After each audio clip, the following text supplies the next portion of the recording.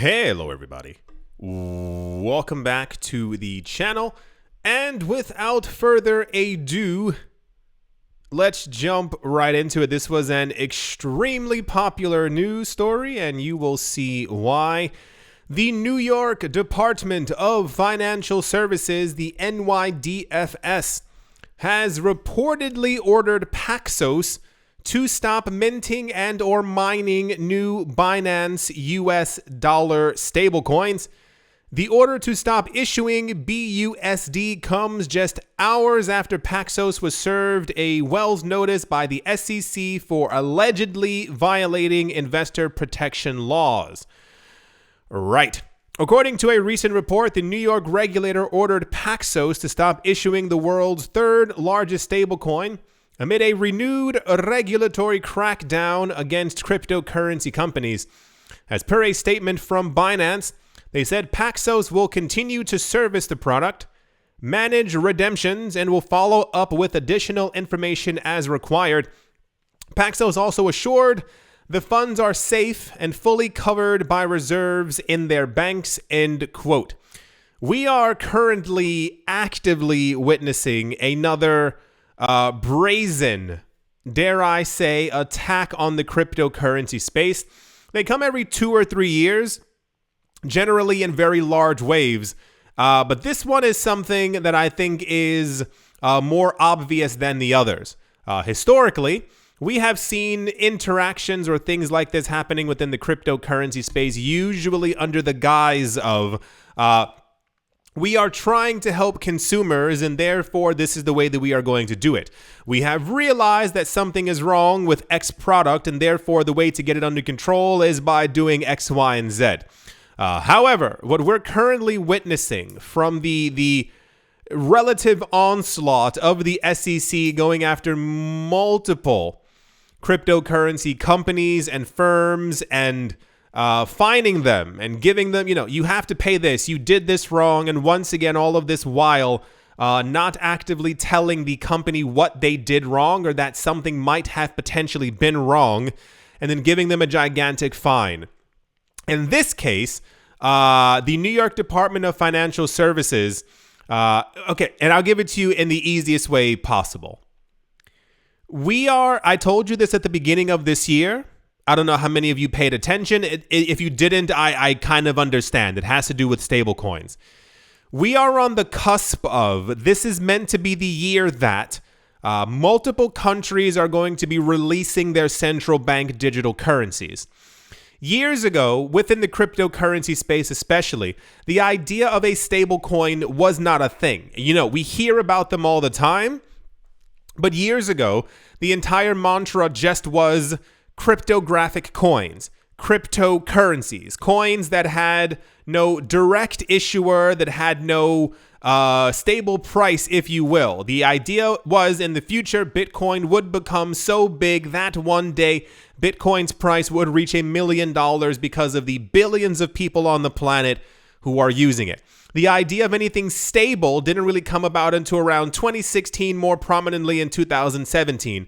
But it was around 2018, 2019, I believe, when a number of countries realized that there might be something to this cryptocurrency thing, because a lot of people kept on saying it was a fad. No one's going to use it. It's only for terrible people. It's for the worst people on the planet. You've been here before. You know what they've said. You still see it actively now.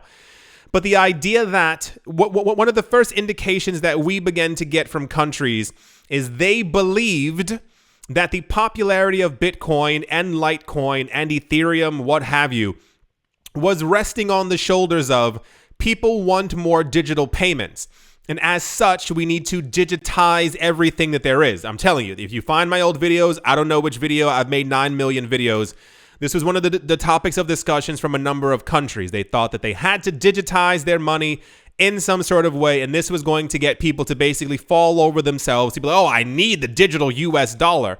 However, many countries have launched their digital currencies and no one's actively using them. Why? Because we know that It is just a digital version of the garbage that we have right now. There's no difference to it. It is simply a digital version. And a lot of times they want you to actually acquire this as opposed to swapping out your fiat currencies for it. They want you to find a way to acquire it, to link it to your bank account so that when you pay, you're using the digital version of their money as opposed to simply just tapping your card or swiping your card and using the money that you have in your actual bank account. It's very, very weird. This is why we've seen these airdrops from a number of different countries. On top of that, stablecoins have become incredibly popular within the cryptocurrency space. One of the main reasons has to do with there's more of a buffer against prices falling. For those of you who don't know, years ago, one of the main things, you heard of it, 2013, 14, 15, you heard about it, was the volatility in the cryptocurrency space. Usually, historically, any time that Bitcoin began to fall down, people would push all of their money into stablecoins. It was the only other thing that wasn't really moving as Bitcoin would collapse.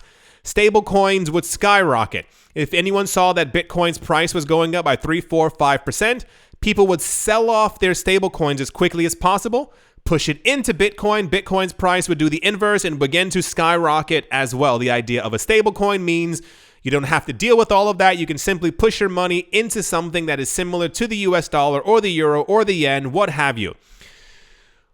Meshing the topics together, governments have realized a couple of years ago that people actually prefer using stablecoins rather than using or even thinking about using the idea of a digital version of a dollar, a euro, or a yen. Why? Because it's simpler. Acquiring them is a lot easier. They're already here. We don't have to wait 2, 3, 4, 5 years for a whole bunch of legislation to happen, banks to restructure, and all these other things to take place. The stablecoins are there. We can simply use them.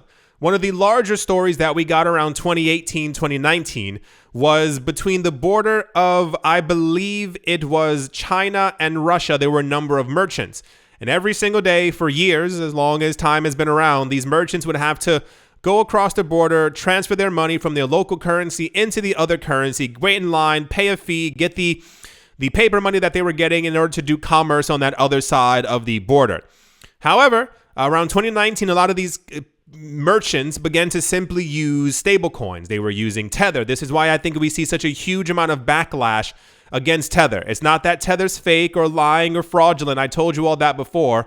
Tether would have been deleted, destroyed, or simply gotten rid of by cryptocurrency exchanges because they would not have wanted so much counterparty risk.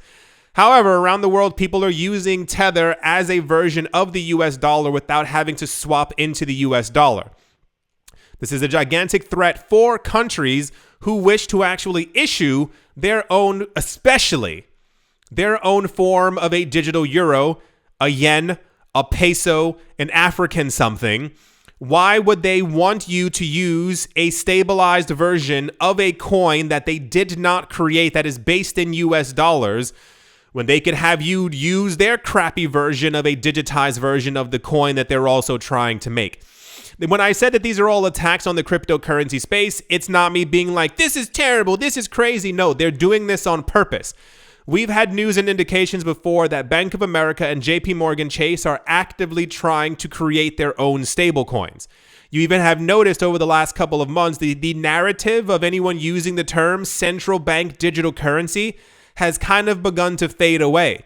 You now hear banks and institutions and governments literally saying we're going to be making our own stablecoins. It happens all the time. So how do you get rid of these stablecoins? You say they're securities. You say they're unregistered. You say that they're terrible. You say there's something's wrong here. You say that they don't have the funding or the money from it. Remember we were talking before how about every 3 months the Wall Street Journal comes forward and talks about how terrible Tether is. Doesn't that seem a little weird that 4 times a year this one publication is talking about how bad it is? That's why I said I'm pretty sure they're in cahoots or they're working with someone who does not like Tether because they're trying to issue their own stablecoin. Over the last couple of years, we've seen tons of stablecoins launching, and many of them have collapsed. And many of them have been launched in co-production with stock exchanges or other hedge funds and stuff like that. And no one uses them. And then this is why I think we see this backlash continuing. no one should be using stablecoins. Stablecoins are evil. You have to register your stablecoins with us. It's a way of bringing fear into the market and kind of more or less terrorizing everyone who is in the cryptocurrency space into thinking that something's wrong with these coins. And then when we end up getting news that these coins are fully backed, fully reserved, that, you know, if you have $1 billion worth of stable coins and they have $1.5 billion in their bank account, we still hear, well, how do we know? They have to prove it. We need more audits. And this is what leads us to this one topic that we currently have right now. Binance has exploded in popularity over the course of the last 2 years. I remember very well a time when everyone hated Binance. Binance was terrible. Binance was awful. All the articles that were being written, I used to suck my teeth because I was like, what is with all this hate from Binance? They've literally done nothing wrong except for they're expanding in ways that other cryptocurrency exchanges did not think about expanding in. This is why there's so many, and it's not conspiracy theories. There's so many things that when you're talking about, once again, the space being worth one day $100 to $200 trillion, you're going to get a whole bunch of people aiming at the shins, aiming at the knees, trying to bring down everything else that they can. Binance is the largest cryptocurrency exchange on the planet. They've passed by the other golden boys. They passed by the Gemini. They passed by the Coinbase, who were expected to be the largest cryptocurrency exchanges on the planet. When you talk about even the idea that Binance has their own version of a US dollar, and that's probably getting, and I don't know the exact numbers, I would assume 25% of a huge amount of money that's actually flowing from remittances that would otherwise be in US dollars, but they're simply using Binance instead. When you talk about the idea of some of the largest banks on the planet, when they're sending money back and forth to the transactions that are running through their networks, that these large banks are doing $650 billion per, it's a huge amount, $650 billion worth of transactions from a major bank. But then you see that Bitcoin did 15 trillion last year. It's a gigantic eclipse from these things that government leaders, banks, institutions wish that they had created themselves. It's very, very simple. This isn't, rocket science on any level. These people keep talking about how they want to create their own things, and they never mention decentralization. And luckily, we've gotten to the point where when they do launch these things, they kind of fall flat on their face. This entire idea that something is wrong with a Paxos, or that they should not be issuing basically computer code that comes out as ones and zeros on a screen, is absolutely nonsensical. But this is where we currently are right now, because once again, this is the year that the governments are expected to launch their stablecoins, their digital dollars, their yens, their euros, etc., etc. But how do you get around that? How do you tell people that they should be using your digital dollar as opposed to something called a Binance US dollar? If you remember last year, or even maybe it was the year before, that time is going very, very fast. In one of the videos that I made, it was really funny because I was going through it and I was like, whoa, that's crazier than I thought. Your local bank, where you bank, probably is giving you an interest rate of your money being in your bank account. It's probably 0.2%. If any of you have over 2%, you are lucky, because that's not how it works for about 95% of the rest of the planet. When you look at the returns of actually using, first of all, the transaction fees for many of these stable coins is usually a cent or less.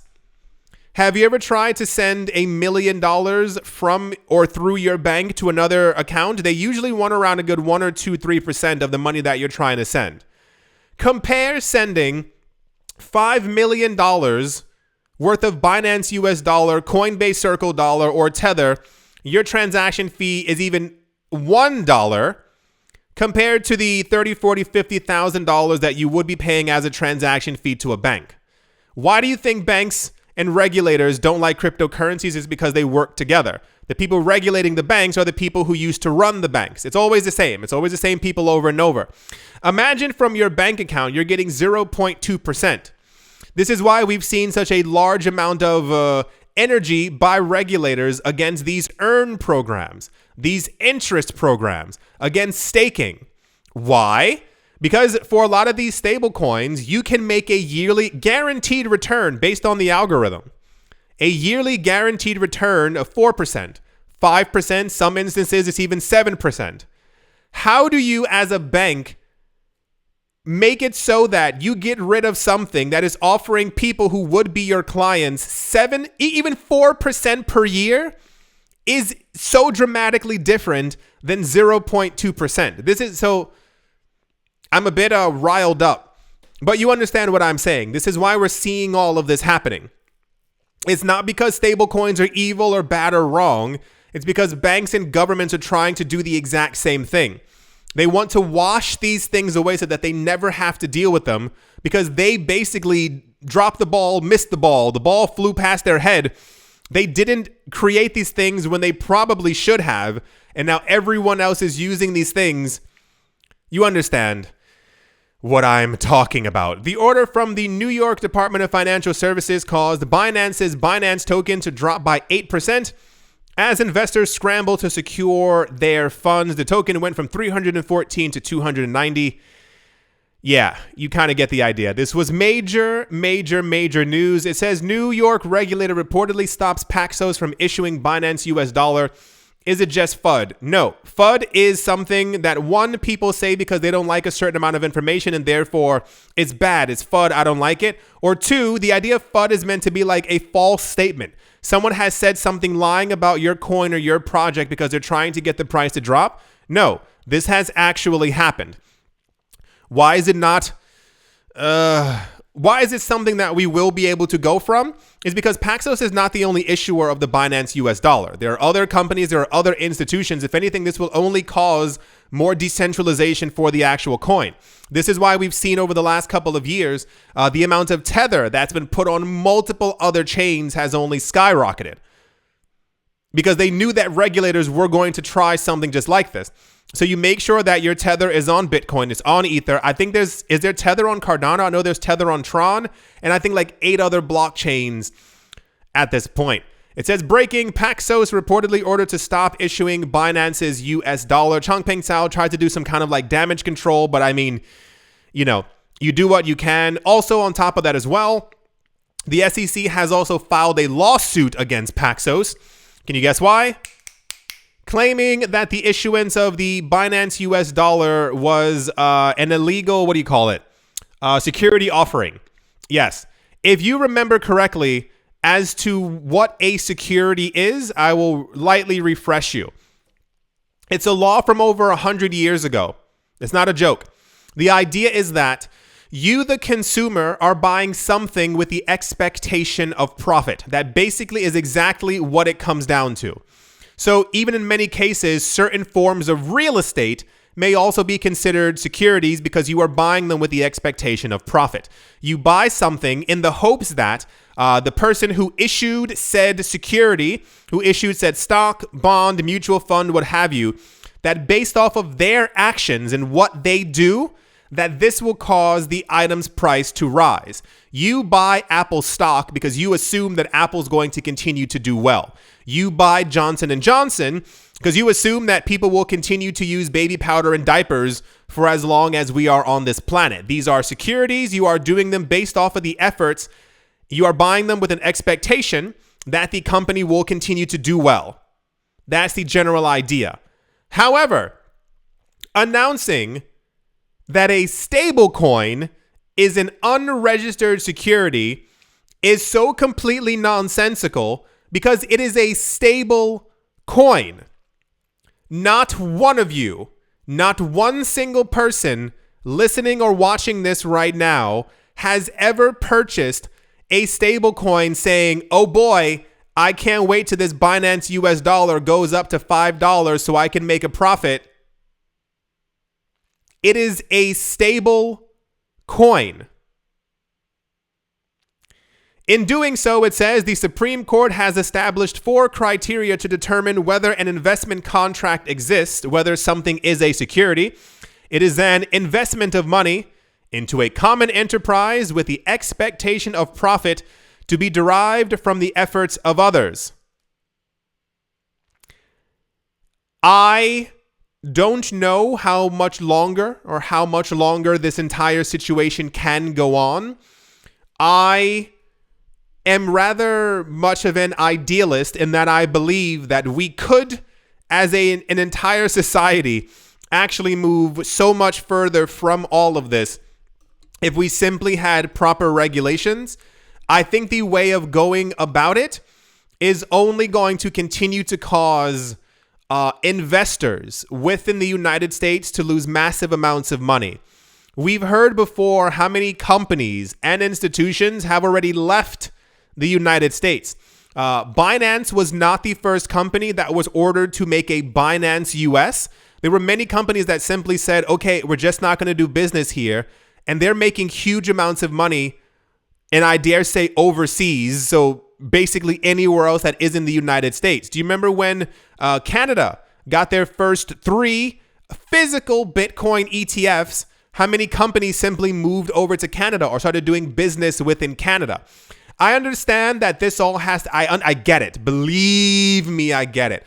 This all has to do with the idea of protecting the integrity and the strength of the US dollar. And you cannot do that if you are getting indications that in 15 years' time, no one will want to use the US dollar because they're using a stablecoin that gets them a higher return. They're using Ethereum as their main form of the internet, as opposed to the centralized internet that the United States and much of the world has right now, if not all of us. Or that Bitcoin could in 15 years be worth over $1 million and people choose to transact in that because of its deflationary nature. So in this way, it does make sense that we would constantly ourselves be pushed into more of a corner as a cryptocurrency space under the idea that we are being regulated to help all of us. But regulation doesn't happen 4 years later. We've all known about Paxos. We've all known about the Binance US dollar. The Binance US dollar did not come out 3 days ago. This is all being done in large part to protect the integrity and the stability of the United States US dollar. Back in 2017, 2018, we almost had, it was almost yearly. It was very, very odd. We used to have a lot of countries who would actually do these really weird like surveys amongst themselves if they thought that cryptocurrencies were a threat to the financial working system that we currently have right now, or whatever you want to call it. Year after year after year after year, it was always a gigantic resounding no. Bitcoin's far too volatile. No one's using the ecosystem. No one's using any of these cryptocurrencies. And as we see, and I even dare say, the metaverse beginning to take off, all these brands getting into it. The idea of the metaverse also is meant to become a multi-trillion-dollar market in the future. But what happens when you have all these institutions in these countries buying land in these spaces? You have countries right now who are under US sanctions, who are using Bitcoin, who are probably also more than likely using stable coins as well to send value back and forth. It's a lot going on. And this is, if you're and I hate the term OG, but if you have been here for a very long time in crypto, we are at the timeline and then they fight you. It's basically along the lines of no one pays attention to you. People laugh at you. People make fun of you. It gets to a certain point where they realize that you could become something quite big. You could actually take over the status quo, and they do everything that they can to try and make sure to discourage people from wanting to get into the market, from investing anything. How many times have you heard from other countries? Crypto's terrible. Crypto's really bad. And I make sure to bring you the news every day so that even when it comes to news I missed, I make sure that you get everything that's that's imperative that you actually end up hearing. So many of the countries before that we heard from the leaders and the banks talking about crypto's garbage. No one's ever going to use that. When we get wind of these people on stage at these events and they're talking about, I've been into Bitcoin since 2014. And they've been telling people since 2017 not to buy any Bitcoin. When we heard from there was some Eastern European country, this was years ago, where we heard that I think they made it mandatory that everyone within their parliament, their Congress, what have you, they had to divulge how much they had in their assets. The idea was, you're a public servant, tell us what you have. You are serving the public, yada, yada, yada. And then we found out there were, I think, 10 to 15 people who had like $30 million each worth of cryptocurrencies and Bitcoin and stuff like that. They know where this is going. And I think a lot of this tightening of regulations, if you will, is all leading us to one area. It's the end of the year, this year or next year, where Bank of America, JP Morgan Chase, the United States government announced that they are launching their stablecoin, their US dollar, and they expect you to use it because it's the best thing ever. It's all leading up always to the exact same thing. But as long as you keep in mind that it's basically going to be a digitized version of the same exact thing that we have right now, but with a gigantic red button that they can hit and stop at any time, I think you'll be a far, far wiser than you were before. Yeah, this was, of course, gigantic news.